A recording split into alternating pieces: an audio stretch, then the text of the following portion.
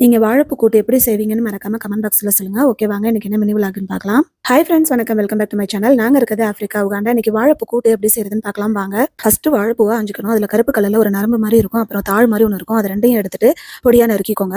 ஒரு கிண்ணத்துல கொஞ்சமா தண்ணி எடுத்துக்கோங்க. ஒரு 1/4 டேபிள் ஸ்பூன் மஞ்சத்தூள் சேர்த்துக்கோங்க. அதுல வாழைப்பூ அரிஞ்சதை அதோட சேர்த்துக்கோங்க.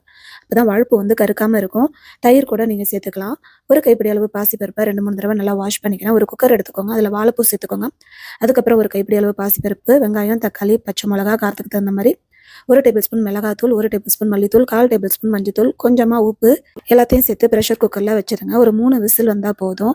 அதுக்கப்புறம் அடுப்பை ஆஃப் பண்ணிட்டு தனியா எடுத்து வச்சுக்கோங்க. ஒரு கைப்பிடி அளவு தேங்காய், 1/4 டேபிள் ஸ்பூன் சோம்பு அரைச்சி நல்லா பேஸ்டா எடுத்துக்கோங்க. இப்போ வேக வச்சு எடுத்து வச்ச வாழைப்பூ கூட்டுல அரைச்ச தேங்காய் விழுத சேர்த்துக்கோங்க. எந்த அளவுக்கு உங்களுக்கு தண்ணி வேணுமோ அந்த அளவுக்கு தண்ணி சேர்த்துக்கோங்க.